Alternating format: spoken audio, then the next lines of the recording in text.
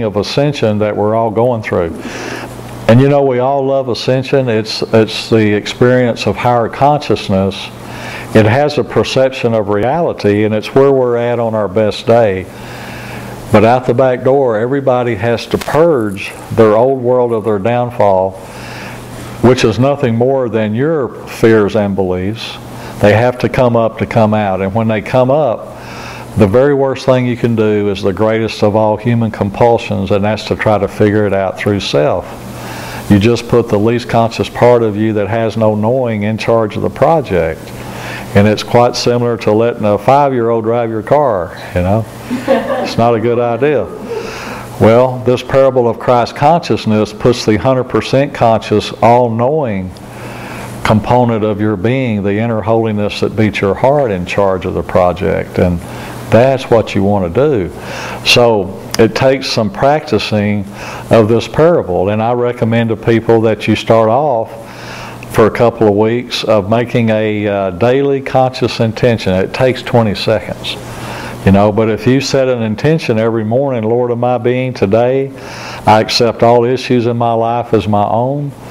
I forgive myself for the pain it's created, and I now surrender the whole 9 yards to you as I yield to your will in my life. I'm going to take my next step in trusting you, and I don't have to understand what's around the corner. I'm asking for guidance. And then go about your day. And after doing that for a couple of weeks, it's possible that you may see something in those 6 steps that you need to tweak a little bit to fit your own preference. That's perfectly fine. And then you take this to the next level, and you take it into the combat zone of your daily life, and you start applying the parable as things come up. And it's really quite amazing how you just slide right through things. You don't get hung up and being negative and all that sort of thing. Any questions so far? Before the fall, I guess we were not incarnated, right? Because the ego is what holds out the material being of ourselves. Yeah. Anytime you know, this is the ego, this is the Christ consciousness. You know, this door opens through trust. And this one wants to figure things out. And you know, in man's world it works pretty good. I mean, you get knowing from asking questions and reading books and that sort of thing. But on the sacred path, that doesn't work. You get your knowing through taking your step in trust. And you always have to do that. And you can't pay somebody to do it for you. You have to have your own personal relationship with your inner holiness. And trust, you know, and you can always take your next step in trust. That's exactly how this has gotten to be what it is. Because I sure had no understanding of this before I started down the yellow brick road, you know. But it's, you know, I guess 92, 2012, I guess that's about 20 years. It's gotten to where it is today through that very process of taking each step in trust. Yes? May 6th, and then what are you anticipating after May 6th? What change? Yeah, that's a good question. And you know, there's a big curtain pulled over 2013. Nobody can see in there. It's like an incredible project is being constructed. But my understanding of events of this year, and I don't understand them all yet. I'll be given more information as we get closer to some of them. But on December the 8th of this year, 2012, the first 14 paradigms are going to collapse into the 15th. The only paradigm of the linear timeline that will survive into the Aquarian age, which starts on our winter solstice of this year, is the 15th paradigm of cosmic consciousness, and it's only been here since Christmas. So that tells you how new and different of a world this is going to be. It's going to be vastly different. And see, instead of going 1, 2, 3, 4 on a linear timeline, the paradigms are going to go 15, 69, 177, 999. These are exponential jumps. And this is what the exponential time orbit is. And it will activate all kinds of dormant.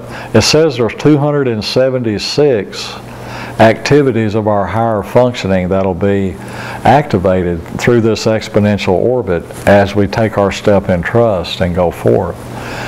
And further down the road of the Holy O, which started at the 13th paradigm, you see, the biggest part of the downfall in the human condition is having our Holy O broken into unequal feminine and masculine components. Doesn't matter what your gender is, each gender has feminine and masculine. And the matriarchal and patriarchal imbalances of our feminine and masculine will continue to refine as we go forth until they become holy and divine, and they start sharing a common O within each person. And this sharing of the common O by your feminine and masculine will synthesize the third circuitry of our androgyne, which is the highest expression of our being in the spirit realm. And this androgyne of our being is the origin of our Holy O sexuality, which turns out to be a fountain of eternal life that springs forth from within us, and it is the fuel, the power source to fuel these 276 activities of our higher consciousness. And what it'll basically do is cut us free from being dependent on the outer world to supply our needs.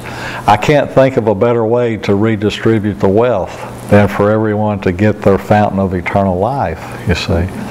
And so this is what's coming. And into the Aquarian age, the next cycle of the Mayan calendar is where this is all headed to. And so it's going to be quite awesome, and it's way beyond my comprehension. And I just, and to allow it to come forth in its fullness, you have to be willing to take your step without having any understanding of what's around the corner.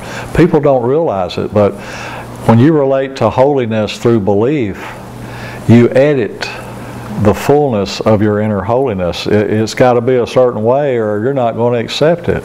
Well, you're lucky to get a drop in your bucket like that. And it's the least conscious part of you that has no knowing that's leading your way when you're like that, you see. So it's really, it's a very inefficient way to do things, and it doesn't fly in this new world that we're headed into. And so it's very loving and kind. Anyone that will yield to and trust in their inner holiness can do this. You just open your heart and you seek the inner holiness, and you're plugged into this process. And it's incredible the changes in people that are happening that are on their sacred path. I had a lady today from France. I'd never seen her in my life.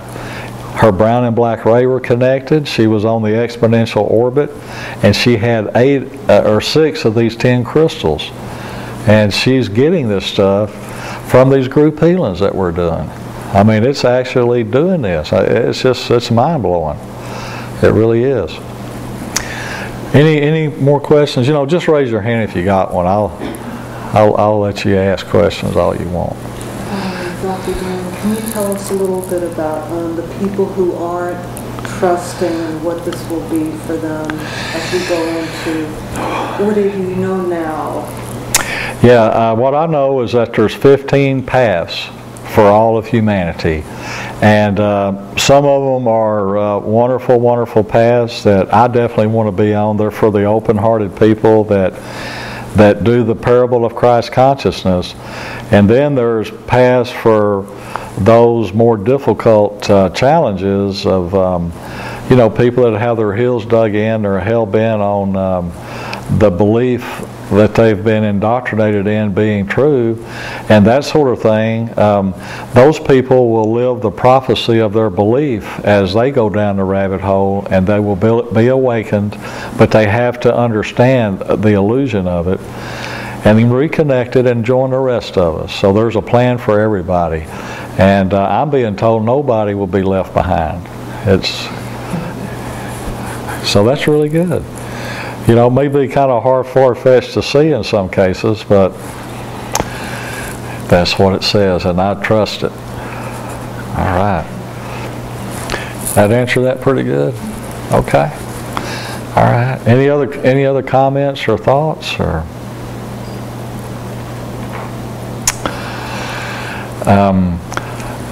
You know, kind of the latest thing that's just started happening.